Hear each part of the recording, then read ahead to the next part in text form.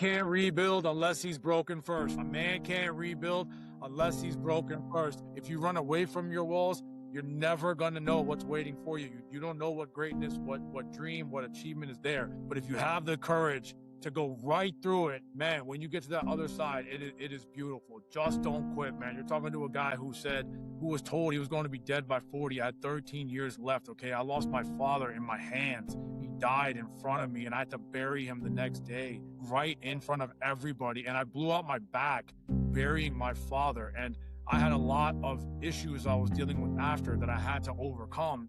What's going on, family? Welcome to the P.A.S.S podcast, where we prevail against self-sabotage. Proudly sponsored by Project Icon. I'm your host, Mo Nelson. Let's go! Too long and you had went against that grain. Had to go and get that fade. Waiting on visitation today. What's going on, family? Welcome to the P.A.S.S podcast, where we prevail against self-sabotage. Proudly sponsored by Project Icon and UIGI Social Club. Welcome, family. Listen, today's guest, you already know how I come. Another powerhouse. But check this out.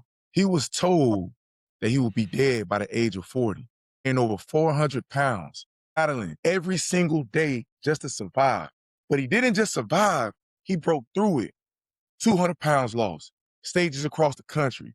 And now he's here for every kid that's listening to prove that your wall is not your ending. Please welcome Raheel Siddiqui, man. What's going on, brother? Man, I don't know if I could top that intro, man. I'm going to try to live up to that, but thank you, sir. I appreciate it, man. Thank you. Bro, you already very, did very it, bro. much. You're the wall breaker. You're the wall breaker right here. You already did it, brother. Yes, sir. Yes, sir. No, I appreciate it, man. Thank you so much. I love doing this and really excited, really fired up to be here, man. So good to see you on the camera. And yeah, man, let's break these walls down, baby. Let's get it. Let's go, man. Let's go. You know what, man? For starters, it's like the wall breaker and what the P.A.S.S podcast represents, it coincides because I elaborate on prevailing against self-sabotage. Sure. And you elaborate on breaking that wall, that barrier that keeps one from reaching their goals. And it's actually the same thing, but just in a different way, in a different language. Is it safe to say that? Yeah, without a doubt, 100%. Couldn't agree more. Yeah. Heck yeah. So how did you come up with that concept, the wall breaker? Like, where did that formulate from? Yeah, no, that's a great question. Honestly, it's kind of crazy. So I felt like my whole life I've been just breaking down walls, right? Throughout my entire childhood. And I talk about this, I guess, overall, but I'll just kind of give a quick summary. Obviously, I weighed 405 pounds and but I was obese nearly my entire life, and obviously I had to lose 200 plus pounds. And we'll get into my personal story, later on. But the wall breaker mentality, to be completely honest, it's kind of crazy. I felt like two things. First thing, I felt like, I think when I look at somebody when they're on a journey or they're on a path and, it's one of two ways, right? You can look at it one of two ways. And what I mean by that is I tell people all the time, wherever you are right now in your life, rock bottom is the most beautiful part. If you feel like you're at rock bottom, whether that's at weight loss, marriage issues, relationship issues, financial issues, struggling, and people can look at it, it's the worst time of my life. When I was 405 pounds, it was the worst time of my life. But then you can also look at it as, this is the best part of my life because there's nowhere to go but up. And to answer your question about how I came up with the wall breaker concept, to be fully transparent, I got to give credit to my guy, the late great Kobe Bean Bryant. I saw a press conference one time, and there was a reporter that asked him, like, Kobe, you seemed really tired out there. You seemed exhausted. You seemed to have hit a wall. And then Kobe's response was, I didn't, but so what if I did? I didn't though. And the reporter was like, well, okay, well, why do you feel that way? And then Kobe was like, because. And then the reporter was like, because. And then Kobe was like, because I'd run straight through it. And like, I don't know, man, ever since he said that, it's just like that, it kind of hit in my head. Like, for people out there who have been going through self-sabotage, people that have been doubted, people that have had, these moments in their life, even if you're going through it right now, and I promise you, like, it's never going to stop. Like, you're never going to satisfy everybody. And I think the beauty of your journey is you truly can be the hero of your own story. People are always going to have something to say. People are always going to try to tear you down. People are always going to try to break you down. And life isn't fair. You're always going to have walls come up in front of you. I'm 200 pounds down and I still have walls come up in front of me all of the time. The difference is now is because I was able to help adapt my mindset during those dark times when I was 400. I had to kind of learn how to take my shoulder and ram it against that wall and ram it against that wall. And now I tell people all the time, because I was able to help kind of craft and master that over the last 14, 15, 16 plus years. Now, if you put a wall in front of me, my man, I'm going to go right through it. And I'm sure you hear my voice just kind of amping up right Yeah, now. and I You love it. know I what I love mean? it. Like, and I think just like a Kobe Jordan mentality, like you have to have like that killer instinct. Like, dude, I don't care what you're going through right now. And if you're somebody who's even made it across your own wall, per se, whatever dream, whatever greatness, whatever achievement is waiting for you on the other side of that wall, it's there. It's hard and it's scary. And the journey, you got to be alone and you have to be great at doing it alone. Kobe talked about it. Jordan talked about it. Leadership is lonely. Being great is lonely. But at the end of the day, if you just don't quit, if you just have the courage to keep going after it every single day, whatever that dream, accomplishment, feat that you're trying to achieve on the other side of that wall, it's there. I promise you. And when you get there, it is the greatest feeling ever. Now, once you get there, now you're ready. Meaning that any other wall that comes after that, those hard times, you're just built differently. Now I feel like any wall you put in front of me, I'm going to go right through it. And I really hope the audience hears it in my voice. Oh man, that's How did I do with that answer? Sorry, I didn't want to drag it out, but I had to be honest. And this is how I roll, man. I got to let the crowd know you bought the wall breaker here, Mo. I mean, we're leveling up today. most definitely, most definitely, and no need for apologies, man. This is what the audience came to see. This is what they need to nurture their personal selves to become the best selves, the best version of themselves. So I'm sure the audience appreciate it, bro. I appreciate it too. And we got a lot of similar perspectives, man, because I say the same thing. I say that people think because when you come to this awareness of you have your aha moment and you say, you know what, I'm going to do things different. I'm going to do it this way. I'm going to prevail. I'm going to break this wall. That's fine.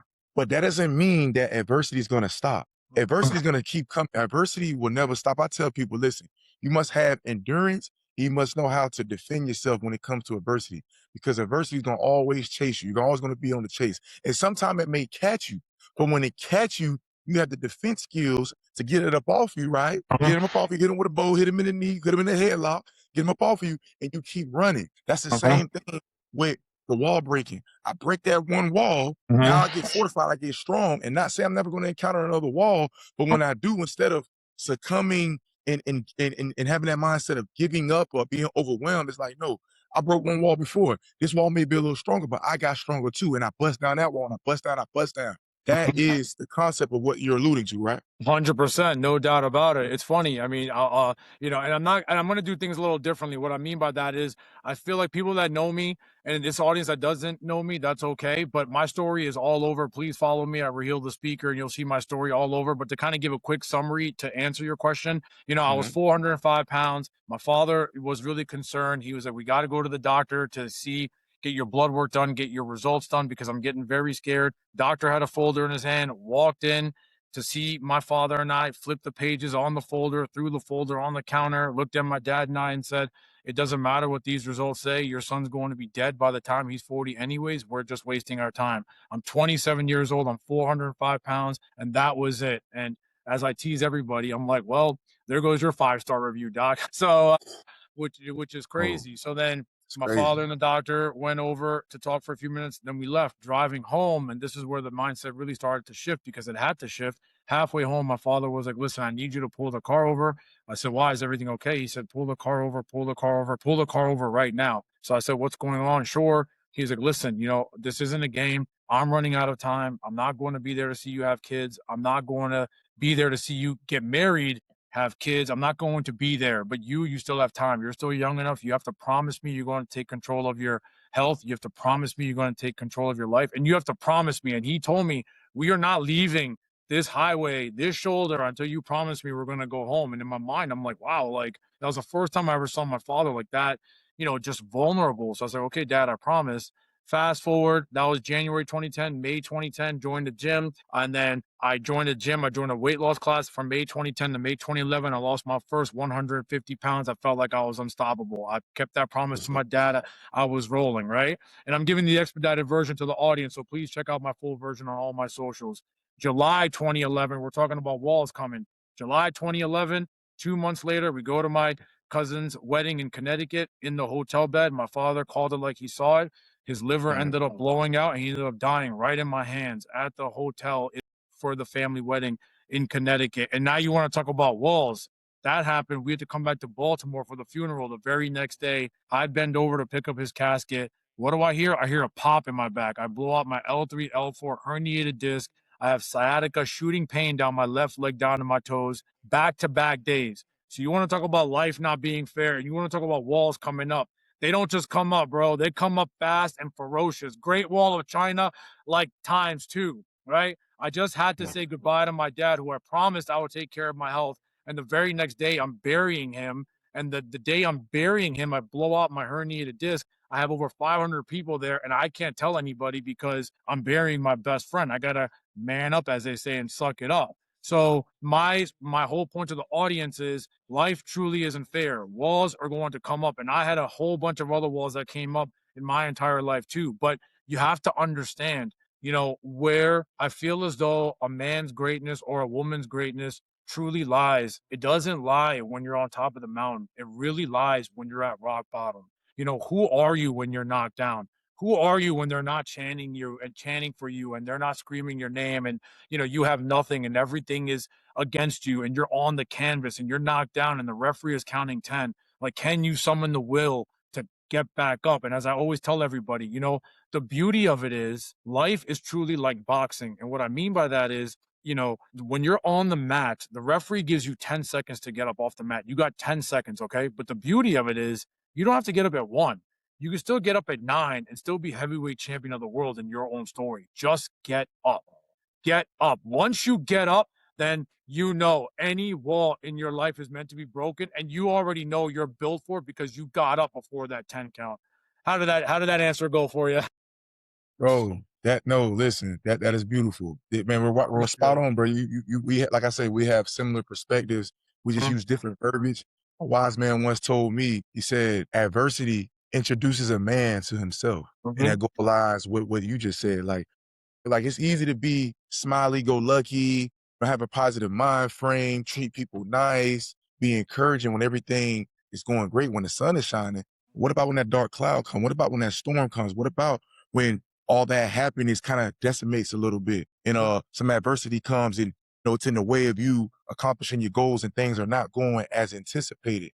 Are you going to still be that Mo Nelson? Are you going to still be that Rahil? Are you still going to be you that supposedly want to break through that wall? Because like I say, man, adversity, life. Adversity comes hard. But no matter how hard it comes, we still have to maintain our character and our principles. Yep, We cannot 100%. get outside of that. And as you Man alluded can't to, rebuild unless he's broken first. Remember that. You could even quote me on that. yeah, A man can't rebuild unless he's you broken can, first. You you got to can, get broken. You got to take the you beating of can. your life. Just like in boxing, you can train and spar and go through all these rounds and all these days and all these weeks and cutting and this and that. But guess what? When you're going into the ring, somebody else did the same thing and they're coming after you too. You have another fighter that's coming to hit you and that's coming to take your spirit. So you got to be ready. It's one thing to go out there and try to give blows. You got to be willing to take the hits too. And that's exactly how life is. You have to understand your greatness comes from those beatings. They're just calluses, they're just stepping stones, and they're just walls. And what are you going to do about it? Because at the end of the day, as I always say, if you run away from your walls, you're never going to know what's waiting for you. You don't know what greatness, what dream, what achievement is there. But if you have the courage to go right through it every single time, even if you're chipping away at it, man, when you get to that other side, it is beautiful. Just don't quit, man. You're talking to a guy who was told he was going to be dead by 40. I had 13 years left, okay? I lost my father in my hands. He died in front of me, and I had to bury him the next day right in front of everybody. And I blew out my back burying my father. And I had a lot of issues I was dealing with after that I had to overcome. And man, and I tell people this all the time. You know, I'm the type of person, and I really hope the audience understands this too. We always hear the term, man, I've gone through hell. I've gone through hell. Yeah, Right. I'll tell you this much. I've gone through hell too. But here's the difference. And I hope all of you adopt this mindset. I've gone through hell, but I know this much. You take me back to hell, bro, I'm going to burn the whole goddamn place down because I'm ready for it. And I hope I'm ready. all of you adopt that mindset too. Burn it down because hell can't stop either one of us. So remember that, dude. You have it in you. You have that force of nature. It's right in you, man. Just find it, dig deep. I promise you it's there. Yeah, nah, bro. I love that. I love that. A few questions. Well, I got a lot of questions, but Yeah, go for it. stay on topic real quick. So can you just take us back in the mind frame you had in the inception of your weight loss transformation? Like, Mhm. what was your inner voice? I know you told your dad, but Mhm. in the midst of that, and when your dad, expired, what was the inner voice back then that kept you to perpetually move forward? Yeah, so no, great questions. It's funny. I think in the beginning when I was doing it, it really was, a lot of different reasons why. And what I mean by that is I think, and I'm glad you asked this question because I don't think I've ever talked about this on any episode or any podcast. So I really want the audience to get this point. It's when I was training that first year from 2010 to 2011 and I lost my first 150 pounds, I made a promise to my dad, and that was the reason why I did it. But then also, man, I got bullied so much. I got abused a lot verbally in terms of like all the fat jokes. And I was Yeah. bullied so bad that I wouldn't go anywhere without eating in front of anyone. So I would go to fast food joints and eat a whole ton of bad calories. And then I would show up and then I would tell people I'm not hungry, but I was self-sabotaging myself because I was eating horribly and mentally it was like really weighing on me. So I was like, okay, like this is not the right path to go down. And what do I do? So nonetheless, I started my journey from 2010 to 2011. And yes, I lost my first 150 pounds. And I think this is the piece that I'm really glad I get to share here with you because I don't think I've shared this enough was I felt like a part of me was also training for a lot of the wrong reasons. And what I mean by that was I had a lot of hate and I had a lot of anger in me. And I had a lot of hate and a lot of anger of I just wanted to prove everybody wrong in a sense of, well, I want to look good and I want to wear nice clothes and I want to tell everybody to go screw off. And I want to tell everybody that I want to prove you all wrong. I want to prove you all wrong. And I want everyone to know that, you know, that they shouldn't have doubted me and everyone. Pattern being that I was so focused on everyone else. Yeah. I was so focused on trying to prove everyone else wrong. But the reality is I should have focused more on as I do now. I just want to prove myself right. I feel like if you can stay in that mindset of, look, man, like, no matter how much weight I lost, no matter what I did, somebody was always going to have something to say, right? And I Mm, think even now, right, bro? So my point is that right now, for example, I started in 2010 and I didn't have like, let's just say the technology or the medicine that people have now, a la GLP-1s. All I ever hear is people lost weight. Oh, well, they're on Ozempic or they're on a GLP-1 or they're yeah. on XYZ, right? So my point is like, so what if they are? I mean, they're trying something to better themselves. What does it matter? But my point is that somebody always has something to say. They have something to say now. They have something to say back then. I was so focused on everyone else when I should have just focused on myself. So I think that was a learning experience. That first year was I was so hell bent on proving everybody wrong, and I think that was the wrong mindset. Yes, I lost my first 150 pounds, but I wasn't fully transformed mentally like as I am now, like 16 years later. And then when my father expired, when he passed away, that fire really dwindled down a lot because now I blew my Yeah. back out and I was still training, but the fire just wasn't as much, right? Because I had pain, I had injury, I had sciatica, and then I was using it as an excuse. And then I kind of let time go on. 2016, I met my wife, so I put that off even further. I was like, okay, I'm married now. Let me enjoy my life, forget all the weight loss, all that stuff. 17, I put a picture up online and I just looked at myself. I'm like, man, like, what happened to me? Like, what happened to this guy? It's like, how did I lose my way? And then, 2019, we go two years later, my wife and I were having trouble having children because of my weight loss issues. The doctor told me that my weight loss issues really caused a huge influx for my sperm motility count. So we had to go through in vitro. My wife had our son in November 2019. January 2020, I blew out my second herniated disc after paternity leave is over. So the walls kept coming, but I remember this, and I'm going to leave it this piece to your question. I remember just crying to my wife in January 2020. And I was like, what is going on here? And she was like, dude, like, one thing you have to understand is like, just because your dad died doesn't mean the promise that you made to him died, man. Like, Mm, like you still made a promise to him. Like, what are you doing? Like, I what are love you that. doing? And that's when I really had to reflect. Like, she was like, dude, I know you. Like, you are nothing but energy and fire and passion and love. And that all comes from your training. I know you miss it. I know you want it. So stop running away from the wall. You got to go through it. Cause that was my second blown disc and I gained about 80 pounds from my first 150 pounds that I had lost. So now you're Yeah. talking about fire burned out, right? I gained more than half of the weight back.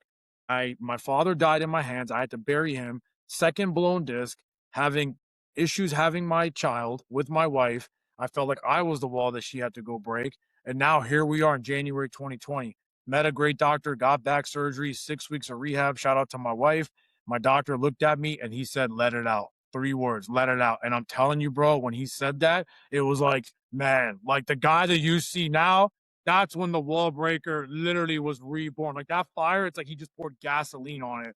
And My now God. every single day, I'm up early. I train 2 hours a day, every single day. And I always tell people, like, I wouldn't change it for the world. And they're like, oh, you mean like anything? I'm like, nothing. Even my father passing away, I wouldn't change it for the world. It's not that I don't want him here. It's not that I don't miss him, but it's part of the story. It's part of my journey. I don't know if I would even be alive or be the same wall breaker or Raheel if he was still here. I don't know, but you can't question, it was just God's plan and it's part of my story. It's part of my journey. And I think the best way I can leave this answer is don't question the plan, man. Just execute it. Don't question the plan. Just execute it, And that's exactly what I'm doing right now. Nah, I got you, bro. That's love, man. I definitely appreciate that. I'm with you, bro, all the way. I agree wholeheartedly. But just for the record, man, you spoke about this doctor, man. Was this the same doctor that said you wasn't gonna live? This the same guy? The second time? No. So Oh, my 2020 doctor was my back surgeon. That was my back surgeon. But okay. that doctor who told me that, I see him every now and then too. I just saw him at a family event. Is he still a doctor? Yeah, yeah, I think he's still practicing. Or he might be towards retirement now. I'm not sure, but he's like he was a family friend doctor, and I still see him at like events here and there. But I'll never forget when I saw him recently. He just told me, he's like, man, your dad would be proud. So, it was part of it, man. He had to say it though, right? Because I tell people, as much as I hated him in that moment, and I have to give my wife and one of her really good friends, she actually made me realize, like, she was like, man, as much as you might have hated him that day, a part of him, that's your story. He helped save your life. It's a chain reaction. He doesn't tell you that. Your dad doesn't talk to him. Your dad doesn't pull you on the side of the road. The wall breaker is not here right now. So that's part of my story. It all had to come together. So as much as I feel like I could have hated him or still hated him, I can't, because he helped save my life. It was part of my journey. Michael Jordan told Steph Curry, everybody wants to win, but you have to understand in life, losing is a part of winning. I just talked about this in my keynote last week. Michael Jordan, it took 7 years for him to win his first championship. 7 years. So he had to be great at losing before he became winning. Now, here's a beautiful piece to this. He won his first championship in 91 with the Bulls, and then he never lost again. Ever. 6 straight full seasons, he never lost again because he got so great at losing. He understood the pain, what it took, the walls that he had to go break. He understood, finally broke that wall down, the iconic trophy of him holding that trophy, crying his eyes out. And he was like, I don't want this feeling of losing. I want this feeling right now of winning. And he never lost again. 6 straight championships, holding the shot up against Utah. You ride off into the sunset. And so that's the whole point of this. It's like, I want to tell people, no matter how dark the times are, the self-sabotaging methods, eating myself so bad late at night, losing my father, the back injuries, the surgeries, the IVF. I love it. I love all the bullying. I love it. I love all of it. I needed it. I needed it. You need it. You need the scars. You need the battle wounds. You need the beatings. Now you put a guy like me anywhere. I'm ready. You want me to go to war with you, bro? I'm right there next to you because I'm ready for it now. I wasn't ready back then, but I'm ready now. And I think that's what I wanted to teach the audience, man. It's all a process. It's all a part of your story. They're all just stepping stones. They're all just dents in the wall for your shoulder until you break that wall down, and then you're ready for the next one. Yeah, I talk about that in one of my keynote speeches, Beauty in the Struggle. And it talks about a little boy, encountering a cocoon. And the cocoon comes a butterfly. But long story short, he ended up helping the butterfly get out of his cocoon, but realizes that the butterfly can't fly, and he wondered why. And his father told him, the reason why the butterfly can't fly. After the boy explained to the father what he did, the father talked to him and said, you know what, son? Well, that's the problem. And like, what? He's like, butterflies get their strength from the struggle and tussle in the cocoon that gives them the ability to fly. And I relate that to the audience as saying that, as you just alluded to, bro, I feel this burning in my soul right now because we're speaking the same language, brother. And I love it. It's like, embrace the struggle, embrace the journey, embrace the hard times, because that gives you the wings that fortifies you to be embellished in your future endeavors. That helps you when encounter with other adversary moments to handle properly, bro. Like, your story is beautiful. Like me going to prison. I tell people all the time, they think I'm crazy, right? I love the fact that I went to prison. Now, am I happy what I went to prison for? No, but I'm happy about my prison journey, because without prison, I wouldn't be having this podcast with you right now. I wouldn't have the mind I wouldn't have that resiliency. I wouldn't appreciate life in the manner that I appreciate it without it being taken away from me, without me being sequestered from society for a prolonged period of time, away from my family, being in a dangerous environment where respect can get you unlived or enable you to prosper, where emotions can get you far, but also can get you in a very unfortunate state. So that's how my emotional intelligence developed. And I just applied what I learned in there through the hostile, very challenging moments and apply them out here. Because look, life's still life out here. People just talk about a prison, and bro, it's challenges outside here that I never faced inside there. And it's not, I wasn't even prepped for this. But guess what? I had to learn the art of pivoting and realize that, hey, one thing me and my dogs, we always say to each other, right? Everything gonna be all right. If you ain't facing a life sentence and somebody ain't trying to kill you, hush it up, find a way to cope with it and adapt and move on, bro. That's real. It may sound insensitive. I'm not being insensitive to nobody. I'm just being real right here. If somebody's not trying to take your life, bro, and you ain't facing a life sentence, whatever's going through financially, weight, relationships, marriage, work, bro, it all can be solved. It's just temporary. Tough times don't last.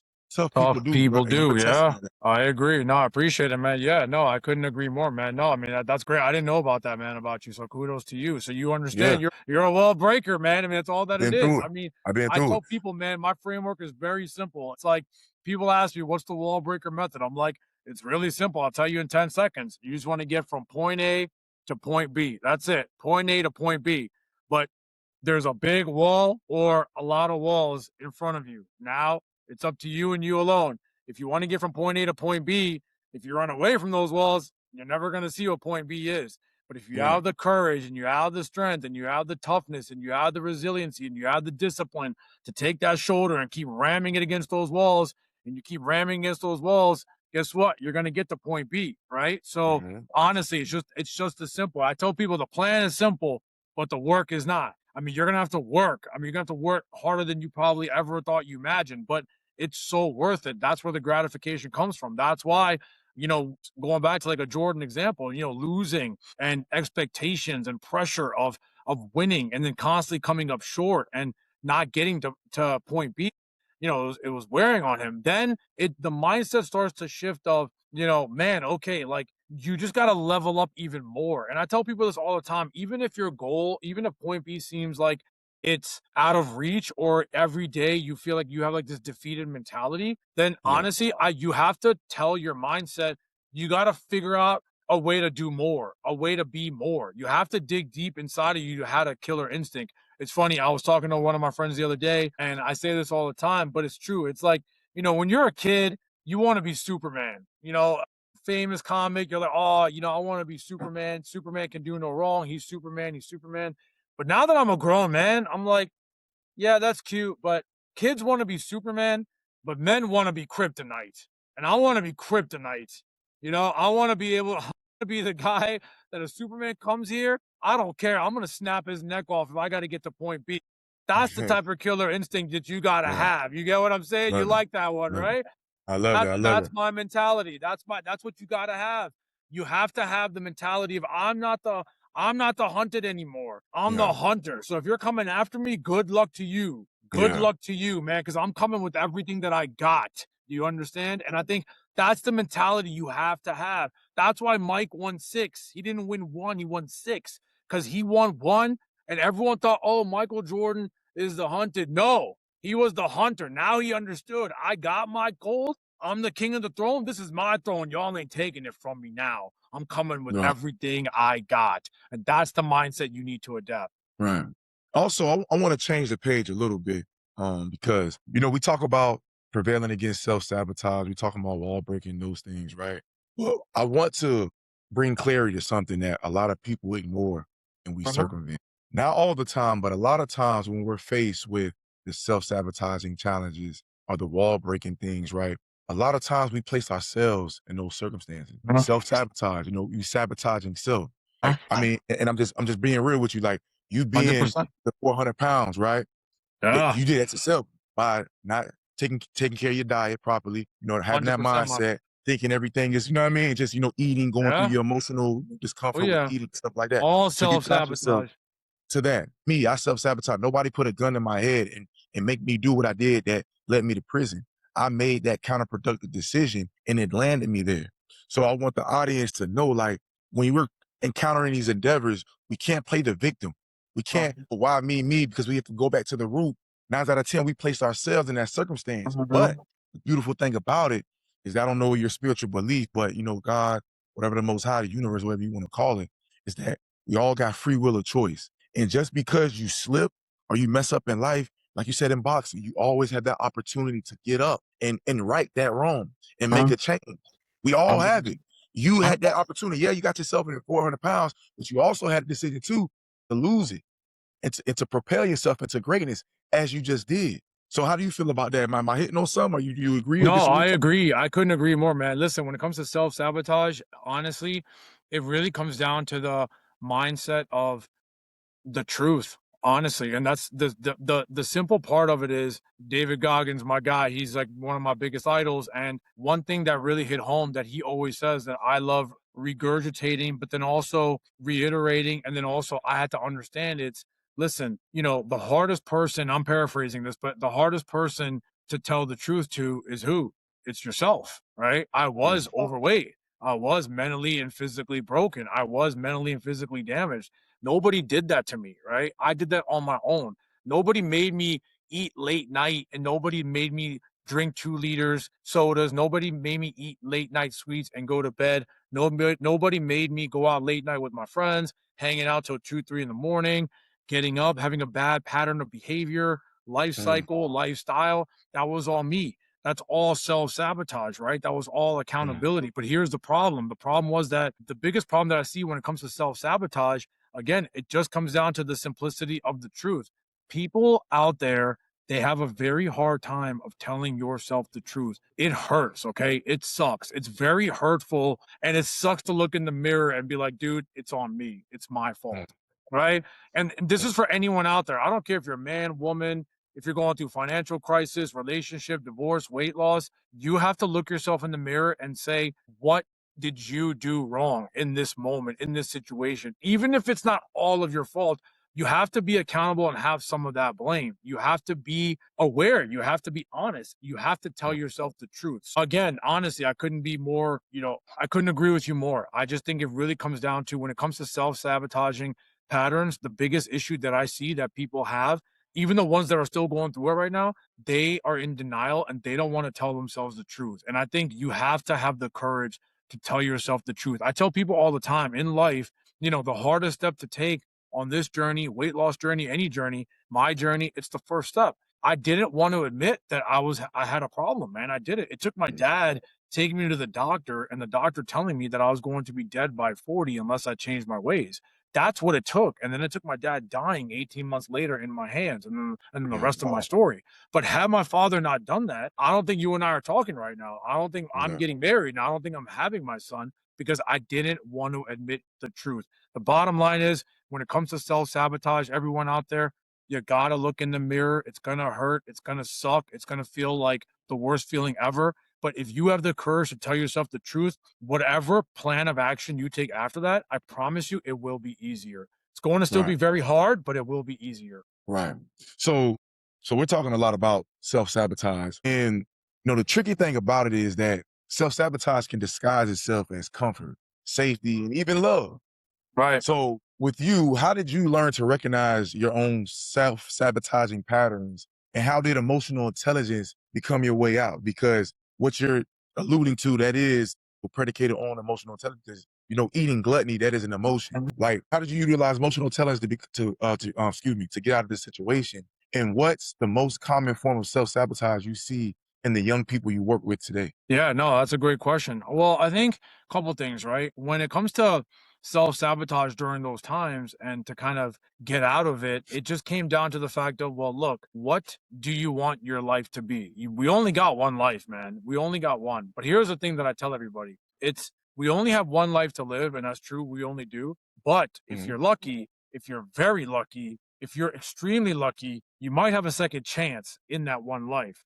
I had a second chance in my one life, and maybe somebody like you could agree. I think maybe you Yeah, had a second chance in your one life too, ain't what you right. went through, right? Right? You had a Mhm. second chance too. You're blessed with a second chance. That's why you and I are talking to each other because of the blessed second chances that we had. So then it comes down to, okay, I got a second chance. Now what do I do from here? Where do I go from here? And I think that's where the accountability and the truth sets in to be like, okay, you know, I need to make sure that I can be the best version of myself. So I need to have a plan of action to Mhm. make myself the best version of myself. So for example, like my son is 6 years old.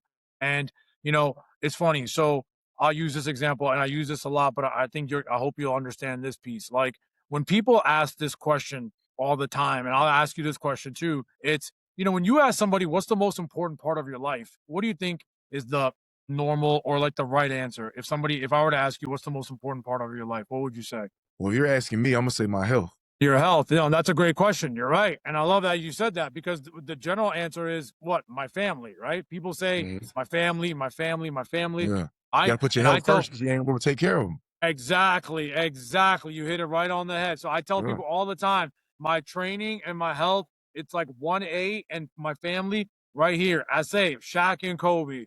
Like Shaq and Kobe. You're not winning 3 rings without Shaq and Kobe. So every morning I train 2 hours a day, every single day. When I walk out of that gym, now my family is the most important part of my life because they get the best version of me, the healthiest, the yeah, strongest, physically, mentally, emotionally. I mean, my son, I'm like a big brother to him. Like, I don't yeah, get tired, right? I play sports, I'm running around, wrestling, hustling, yeah, XYZ. But if I was the guy that I was 15 years ago, the self-sabotaging patterns, right? On the couch, overweight, depressed, mentally, physically, spiritually broken, I can't say that my family is the most important part of my life. So to those habits, to what you were saying, those self-sabotaging habits, it's not just about me anymore. Like I have to make yeah, sure that I have to be the best version of myself and I have to be strategically selfish for myself, for my family. But that's the main point. So you're asking about the younger generation too. It's you have to understand, right? You have to learn how to be strategically selfish. I think that's the best way I can answer this question. Strategically selfish. So what do I mean by that? Young people today, they're so hell bent on my homies or social media, or I don't want to let my friends down, or I have to be there for my friends, or my friends are inviting me out and they want to hang out. And if I don't hang out with them, they might not talk to me in school, or they might not want to be my friend, or they might not want to hang out with me. People ask me this question, well, hey, how are your friends during your journey? What would you say to those people if, you were on a mission, you're on a journey for your weight loss, but they're like, hey, man, let's go out to have dinner. Let's go out to have a good time. For those people that are like, let's go out to have drinks, what would you say if your friends wanted to do that? So my answer to that is two things. If they're your real friends, they're going to support you on your journey. They're going to understand that you can't attend because you're on a mission. And then two, right. if they don't understand, then find new friends because they ain't your friends. Okay. So they are not your friends. So the younger generation out there, be strategically selfish. If you're somebody who has a C average in school and your friends want to go hang out at the movies, dinner, late night on a Friday night, Saturday night, and you might be like, okay, I got to get my grades up because I want to go to college or I want to go to grad school, then maybe that's not the best choice to go out on the weekends. Maybe let me hit the books a little bit. Let me build a little discipline. Let me get out of my self sabotaging routines that got me that C average. Let me better myself. And then, you'll see the fruits of your labor. You're going to knock those walls down and then you're going to see what's going to wait for you on the other side. Be strategically selfish. You have to put yourself first a lot of the times in your journey. The most successful people in life, they had to put themselves first a lot of the times, and that's okay. You can't satisfy everybody. It goes back to what we were talking about earlier in the podcast. Somebody is always going to have something to say about you. It doesn't matter if you're 405 pounds or you're 205 pounds. Somebody is always going to have something to say. Be strategically selfish. Look out for you first, especially if you have family that loves you. Whether even, I don't care if you're married or not, even if you're single, but if you have parents that are there for you, you have siblings, you have people that depend on you, they love you, they want to see you love, they want to see you grow and be successful. Help, be strategically selfish so you could do that for them. If does that answer your question, I want to make sure I got all that. Yeah, now you answered it perfectly. And I wanted to say this while you were talking about when you asked me the question, what's the most important thing? And I answered health. And I use this analogy a lot. And I know you can appreciate this. You travel a lot, you get on airplanes a lot, right? All right, going city to city to get paid to speak. So when you're on planes, when they're explaining to you the instructions, I don't know if somebody ever told you or you ever caught it, but if you're traveling with a kid, they always tell you, listen, if something goes down, make sure you put your oxygen mask on first, then put the kids on. But see, out of instinct, out of being a parent, if something was to go down on that plane, right? Instinct, oh man, I gotta see my baby first, I gotta put it on my baby. But as you're on your baby, you're struggling because you don't have air. You don't have the oxygen to function. So you might be struggling trying to put on your baby because you can barely breathe, and that becomes a problem. You said, you got to take care of health. I come first. Yeah, let me put mine on first so now I can function properly. Then I can put it on my child because I'm not scrambling, gasping for air as I'm trying to put the mask on my child. Right. You understand where I'm from? 100%. 100%. We don't understand that. We think that's being selfish, but it's not being selfish. Hey, you have to put yourself, if you can't help nobody if Rahil's not helped. That goes for your son, your wife. If Rahil's not helped, I cannot help nobody. How can I give you $100? I don't have $100 myself, Rahil. Yeah, 100%. 100%. No, I couldn't agree more. Self-preservation is first, and then you trickle down to the ladder of priority after that, man. But self comes first, brother. So I love that you said that. But let's transition. Because I know you love those kids like I do, man. And I'm so excited. Man. So love them. I know you stood in front of, executive, incarcerated youth, which I have too, and I appreciate that. School kids, families, right? People of completely different places in life. How do you read the room emotionally and figure out what the specific audience needs to hear versus what they need to feel? Yeah, no, that's a great question. I think it just comes down to when you're explaining your talk or whatever your topic is in that moment, you have to understand of what are they feeling in that moment. And then honestly, man, you feel like when you've been doing this, I'm not like an expert in like, I haven't done it like 10, 20 years. I'm not like Les Brown or Tony Robbins like there. I've been like 3+, 4+ years in the game now, but I truly feel as though I think the best advice I can say or best answer or best advice is I try to put myself in their shoes. So I'm like, okay, what if I was this age right now? What would I want to hear? And I think that's the best way I try to really speak, especially to the kids. Listen, man, I was bullied a lot. I took the beating of my life emotionally, spiritually, verbally, not really physically, but just man, I've been humiliated. I've been embarrassed. I've been body shamed. Body dysmorphia shamed. You name it. So I try to look at that child or I try to look at that young adult and I'm like, I always put myself in that state of mind. Like, what would the young Raheel want to be? Forget the weight because my story is a lot deeper than just weight. It's so much more than just weight, right? It's about overcoming adversity, resilience, self-sabotage, you name it. So I try to see where they're at in that moment. And I'm like, what would you want to hear at that age, at 8, at 10, at 15, at 20 even? What would you want to hear? And I feel like what's made my talks successful is going back to that young Raheel back then and be like, this is what I would want to hear. And then you got to trust your instincts, right? It's like anything. It's like in basketball, right? In the last minute of the game, when you give the ball to Mike or Kobe, it's not the fact that they were so skilled. They trusted the work that they put in. It just becomes sheer instinct at that point, man. I know the work that I put in. I trust my instincts. Now let's go close it out. And I think that's where the raw emotion, the openness, the honesty, the authenticity really kicks in. And I think that's what resonates with everybody out there. I got you, brother. Awesome answer. I appreciate that. And I stay with kids, man, because you know what I'm about to ask next, man. Oh, yeah. You already know, man. Let's do it. We are blessed, man. I call it a blessing, man, because I get to share this thing with you, Raheel. We are blessed to be on the Together We Create for Kids tour. Together, man. So for the audience who may not know, tell us the mission of the Together We Create for Kids tour, what it's about, what the people can expect, and the kids that's watching, what should they be looking forward to hear? Yeah, for sure. No, great question, man. So together, how we create for kids. I'm so excited, so thankful, so honored that you guys are having me come and speak. Tampa, we're breaking walls, we're lighting the stage on fire. We're gonna be killing Oh, it. I can't wait. I can't wait to meet you. Thank you to everybody. My girl D Brown, everybody, the whole squad, man. Thank you guys so much, especially you, my brother. Thank you for having me on this tour. And this tour, it means a lot to me. It's really gonna help a lot of kids, underprivileged kids, kids who need help, who need support, who need emotional support. If it's, providing clothes, providing backpacks, providing it means a lot to me, man. I know what it's like to be a kid, to feel lonely, to feel insecure, to feel depressed. And if we can do anything to help these kids, even if it's a different element of what they've gone through versus what I've gone through, at the end of the day, mhm. it doesn't matter. It's all the same because if they're feeling pain, we want to make sure that we help give them that purpose, give them that passion, give them that love, give them that support. And that's exactly what that tour is for. And so I know when I was a kid, I could have used more of that. I mean, I had that from my family, but I could have used more. And I feel like this tour, it just means a lot, man. Supporting these kids, they need the love, they need the support, they need to understand that we are there for them. Everyone is there for them. So I am very honored, very thankful, and Tampa is going to be sick. If you're out there, please come check us out. I can't wait. It's such a passion and a drive for me to help support. I'm a father now too. I got nephews, I got nieces.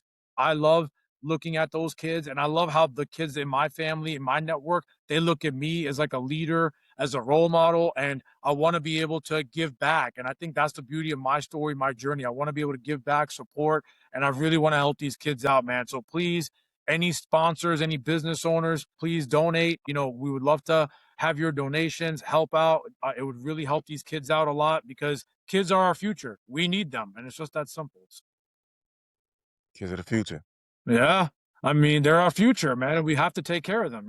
All right. Now, most definitely, man, I'm so excited about the tour because I know how I remember how it was being a kid going through the identity crisis, going through peer pressure, trying to fit in, right? Like as you alluded to, when you got an obligation, you should be doing this, but you don't want to be perceived a certain way to your peers. So you're Yeah. doing things predicated on appeasing your peers. But at the end of the day, what I want to get kids to understand is it doesn't matter Mhm. because some people, a lot of those people that you're trying to appease, they're not even gonna matter 5 years from now or even a year from now.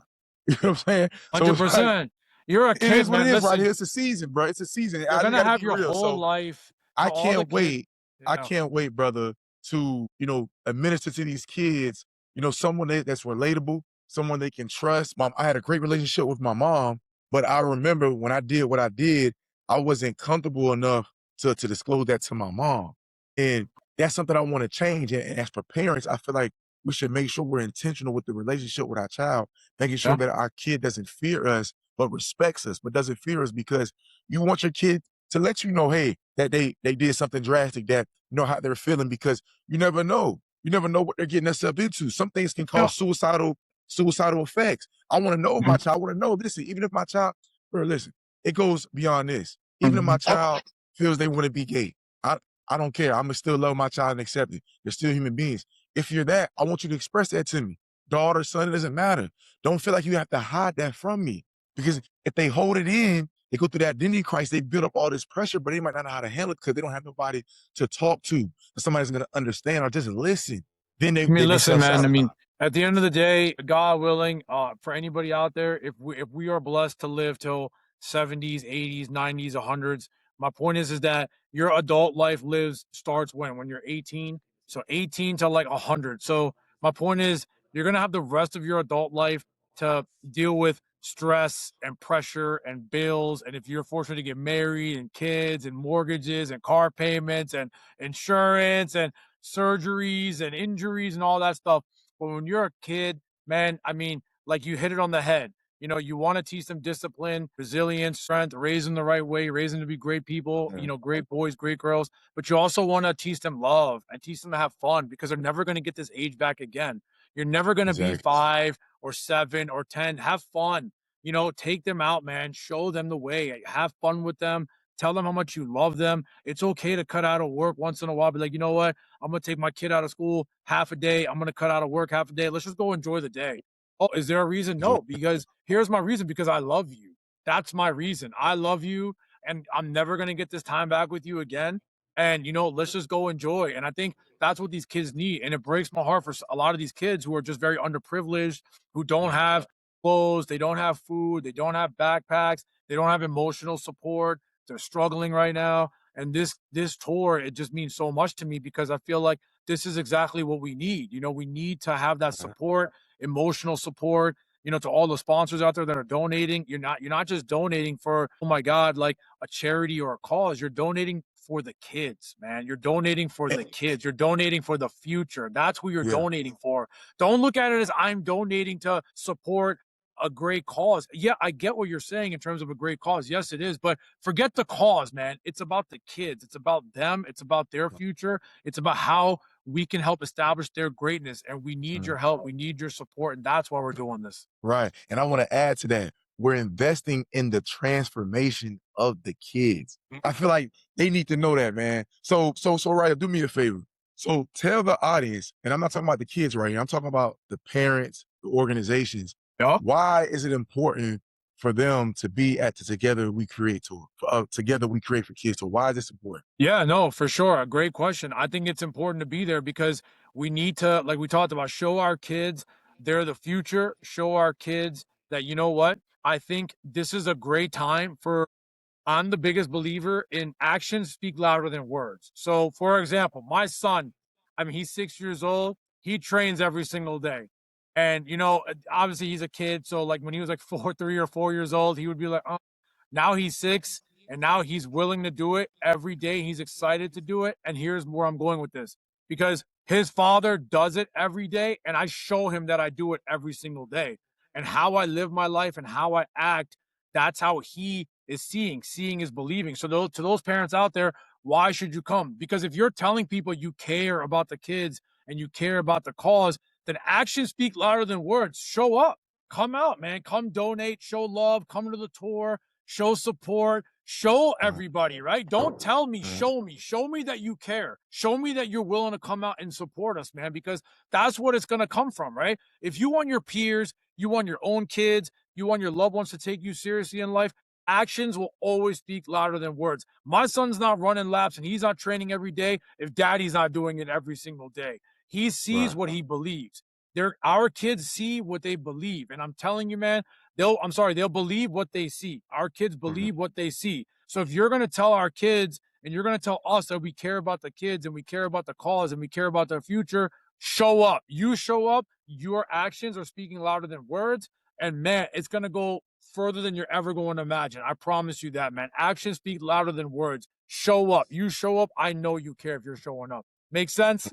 Makes perfect sense, most definitely. And for those who are watching right now, as a supporter of the Together We Create for Kids tour, just be mindful that it behooves you substantially as well, because getting national recognition, this is going to be documented. This is a tour, so starting off in 5 cities. Tampa just perhaps to be the first one. Whoop de do to that. But this is an opportunity for you to proliferate your endeavors of what you're specifically doing for the community. Because again, it's not just us right here, it's together. So it's 100%. us organizations coming together, putting everything to the forefront and with a common mission to embetter the future of our youth. Because you said it, man, they are the future, bro. They are the future and they're the cream of the planet Earth. So for anybody that's watching, if you want to be a supporter, man, the link is going to be in the description for you to become a sponsor, to be a part of it. Even if you want to become a vendor, we just ask that you put your whole heart in it and you just see the vision of what we're trying to accomplish for the kids to make the world a better place. Raheel, brother, it has been a pleasure and an honor sharing this moment with you. I'm serious, man. I love your intensity. Thank I love you. your courage. I love everything you represent, brother. Please, man, let people know where they can find you on all your social media platforms and leave them with some encouraging words that will enable them to break walls moving forward. Yeah, no, thank you so much. I appreciate it, Mo. So good to see you on the camera. I can't wait to meet you in Tampa and light the stage on fire for this tour. It means a lot to me. Thank you again for everything, all of it. I had a great time recording with you. And where everyone can find me, my social media at Raheel the Speaker, my brand new website, literally revamped, relaunched, raheelspeaks.com. So, you could go there. My booking links are on there. And if you ever need advice, if you ever need anything at all, any piece of information, if you need help breaking that wall down, hit me up, DM me, any schools, any organizations, anywhere, any place, anytime. If you need me to come and speak, if you would like me to come and speak, please do. I have a passion and a drive to help people, and I'm always here to help support any way that I can. Thank you to my brother Mo Nelson. And the last piece of advice I can truly give you is any wall in your life is meant to be broken. Any wall in your life is meant to be broken. I promise you, just don't quit. When you get to the other side of it, it is all worth it. And if you follow my story, my journey, my brother Mo Nelson's story, his journey, you're looking at two guys who literally know what it takes to get from one side of the wall to the other. And I hope all of you enjoyed this episode and can't wait to do this again with you, brother, on stage in a few months, man. Fired up, excited. Thank you again. Likewise, bro. You're definitely welcome. For my audience, thank you again for tuning in to another P.A.S.S podcast episode. It's been a pleasure. Remember, you are your best friend, but you are also your own worst enemy. I see you on the next episode. Let's do it. Peace.